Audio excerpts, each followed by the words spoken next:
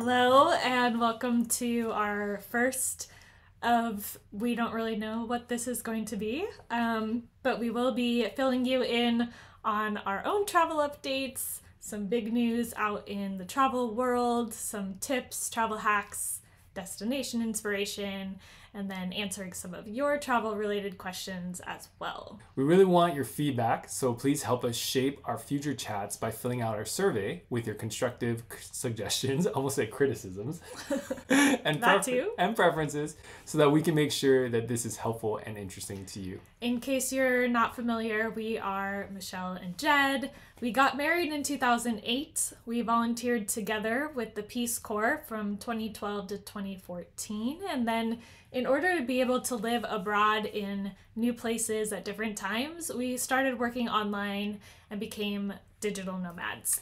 Yeah, we travel slowly, and together we've been to 5 continents and a couple dozen countries. In the summer, you'll find us in Oregon. We often visit Jed's family who are in Hawaii. Some other places we go back to the most would be Vietnam, Ecuador, and Italy, specifically Tuscany, where we have friends. So let's start with our personal travels from the month. Yeah, we did something unusual for us. We traveled apart, like we flew in opposite directions. I went to Honolulu, Hawaii, and you went to the East Coast, right, to Florida, where we have nieces and nephew. A niece and nephew.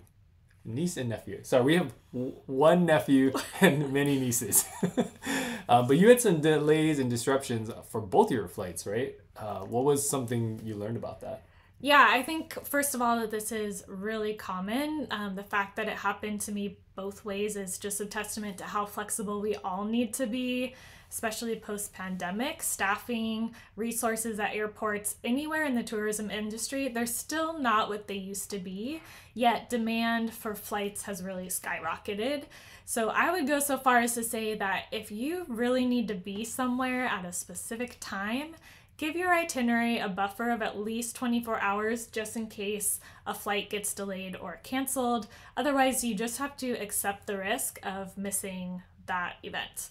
I would say that the customer service at Alaska was good, which is typical. We've been really happy. Yeah, they're great. They automatically emailed me food voucher for my initial delay, and then they sent a $100 credit afterwards. So I appreciated that. Yeah, it kind of reminds me of a flight we once were waiting for, a cross-country flight from Los Angeles to Miami on American Airlines. And it was delayed because staffing issues or whatnot. But then they rescheduled our flight for the very next day. So we had to spend, 12 hours in the airport. Yeah. But I remember the customer service agent said to us, oh, you guys, everybody can go wait in the line and, we'll help you. And I remember that you were really good about being proactive and saying hey, we should see what we can do without waiting in line. So you got on the app, I remember, and then I got on the phone and was trying to talk to a customer service agent, and we were both able to find something that was a different flight that was earlier and better, because I think they almost wanted us to do a full same flight 24 hours later. It was crazy, and we were like, no, we're not going to do that. But it made us realize that everybody who stood in line, and there was a long line, they're being helped one by one and just waiting to be helped. I mean, I remember being like, oh, we're done. We've got our plan. Yeah, and then we walked by that really long line and we're like, we need to find somewhere to sleep. Exactly. So long story short, when delays happen or rescheduling happens or whatnot, it is good to be proactive and to try to call customer service or get on the app and try to reschedule yourself. You also booked a couple of our reservations this week, right? You rebooked and then you found some sort of hack or something? Yeah, so this is a hack which travelers can take advantage of after they book a flight or a hotel. So these days, many companies have gotten rid of change fees and cancellation fees, right? And many of these also use what they call dynamic pricing. So basically the flight is not always the same. It might cost $200 one day and something else tomorrow. And it usually adjusts with supply and demand. Or sometimes they'll just have a sale. Which was the case this last week. So we had previously bought tickets on Southwest Airlines for a flight. So we had them booked. They went on sale though last week, and Southwest is a really good company to do this with because they make it really easy to change flights online just by yourself. People might not realize that you can actually change or rebook the exact same flight. And if the cost went down, you get the difference of the cost back in the form of a credit, which you can use on a future Southwest purchase. So you went to your original reservation. Yeah. And then you said change flight. I clicked change flight, You and found it shows me all the options, and it's like, oh, this is the same one I already had booked, but now it's showing me it's, well, only $10 less, but... I mean, but it was cheaper. Yeah. And then so by just taking a couple of seconds to do this, you said you rebooked yourself on the same flight and you got us some money back. Yeah. Hey. So the same thing happened, well, similar with one of the hotels that we have booked for a conference. So I got an email from IHG Hotels that they were having a flash sale. And we had previously reserved a hotel night with points. Points we earned from a credit card. So we don't actually stay at hotels that often. But sure enough, the same room was cheaper, about $5,000 or 5,000 fewer points. Not dollars. But points is still a lot. Yeah, during that's a the lot sale. of points. So for IHG, I had to cancel our original reservation, and I just Googled real quick, and I saw people do this all the time, and the points come back in your account immediately. So I got back 36,000 points in our account when I canceled the reservation, and I rebooked the exact same room for 31,000 points. Cool. Yeah, that's a good tip. All right, what about future travel? So we talked about kind of our most recent. People keep asking us what's next. So the first thing on the docket for both of us together will be going to Westchester, just outside of Philadelphia, Pennsylvania. We're helping to produce a small conference. Then we have a family reunion that we're attending in New Orleans. So we signed up for an Amtrak credit card, which gives us enough points to take an overnight train in a private roomette. So from Philadelphia straight to New Orleans, it's about 30 hours, and we have our own private little room. Wait, 30 hours? Yeah. Okay. And then there are rooms with private bathrooms, but we kind of didn't have quite enough miles for that. So we have, the bathroom is in the car. Oh. Shared with whoever else has little rooms in that car. So it's very similar to what we did going from San Diego to Portland, right? Yeah, I mean, I love that trip, and the 30 hours sounds a lot, and I'm kind of joking around, but we really like it. It's just a really nice, slow way to travel. And the great thing about booking a room on Amtrak is meals are included for both passengers. So yeah, that's awesome. So after that, we'll be hopping around to visit some family in Florida and Texas and probably California too. So good family time. And then we'll be at our home base in Oregon for a little bit. And then we'll be flying to Honolulu at the end of the year, which is one of my favorite places in the world to be for the new year. Yours too. And we can talk about Hawaii and New Year's traditions in a future chat. But from there, we'll be heading back to one of our favorite places, which is Vietnam, for the first 3 months in 2024. Yeah. We're excited to share that we're partnering with Wayfinding Initiative to lead a small group learn and explore trip in Hoi An starting March 2nd. We'd love for you to join this tour, or if you prefer to travel independently, check out our Vietnam consultation services. So we will be there on the ground for 3 months, and we'd love to cross paths with you and maybe help you have a special experience in Hoi An. Yeah, Vietnam is one of our absolute favorite places. Yeah. I think I already said that. All right. So you mentioned Hawaii. So we're going to move on to some news, some headlines and updates in travel around the world. So last month we were shocked and saddened that a wildfire completely burned down the town of Lahaina on Maui. I was just in Honolulu, and it's still impacting everybody there. Unfortunately, I don't have any family on Maui, but we do know people who are affected. And as always, if you can serve or help in some way, even remotely, consider doing that. West Maui is pretty much off limits still. However, the rest of Maui and the other islands I've seen are making a point to promote that they are open. So Hawaii's economy relies on tourism, and it's tricky, but also important that people don't stop going right now. Yeah, and just have a good judgment. I mean, you can just be respectful to those that are affected in the areas, but also still support and care for those affected as well by traveling. It's still possible.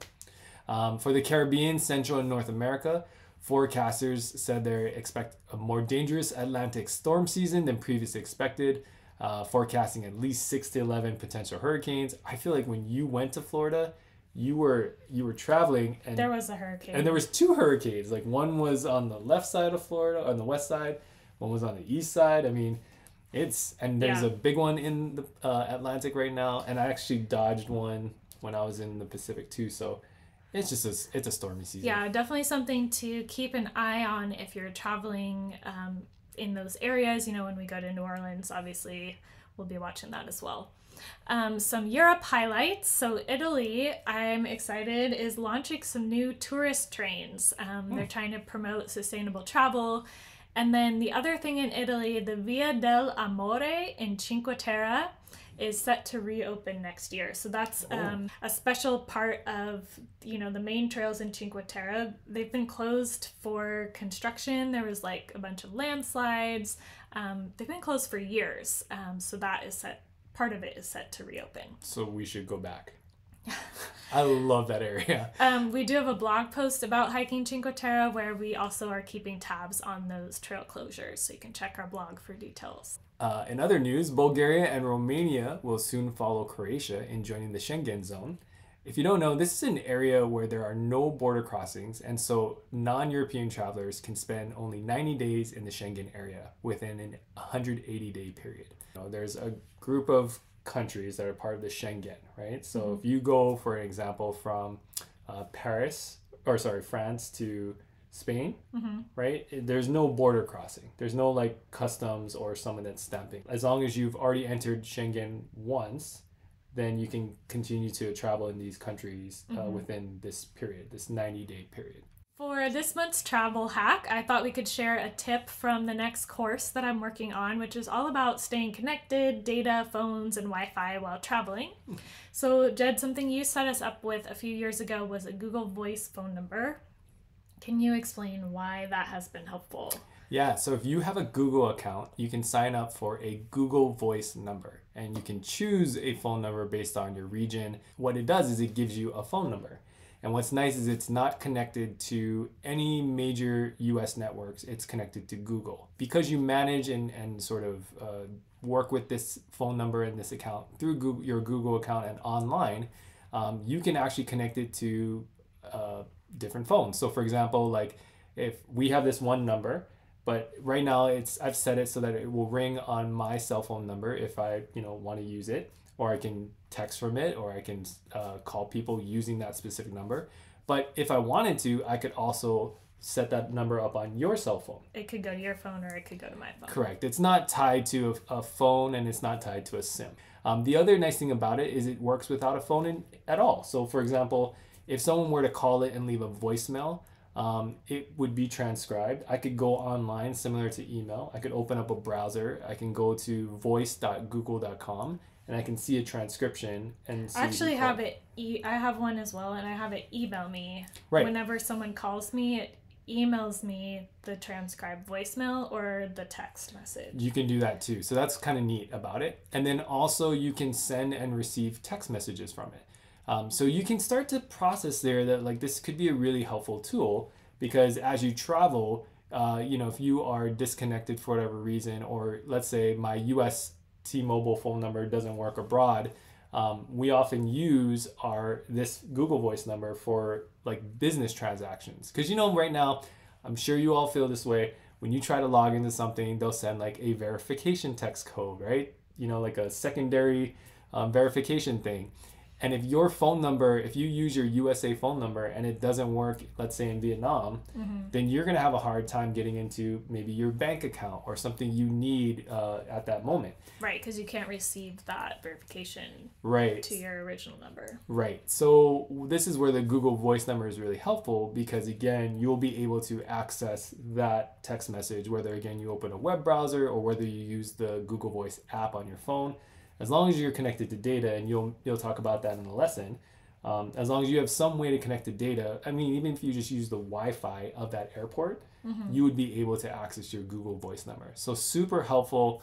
We use it a lot. It's really simple. And the best part about it, I know I feel like I'm like one of those commercial salespeople on TV, but there is no fee. It is completely free. It comes with your free Google account. There's some cost if you own a business and you're using it as a business line, and there's no side effects, no stomach aches, Okay. no.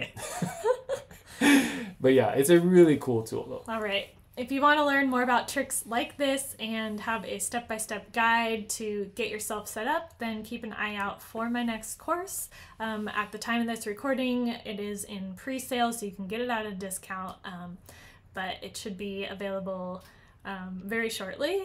So yeah, thank you so much for tuning into the first of our monthly chats. Please be sure to fill out our survey while it's available so we can make these more valuable for you each month.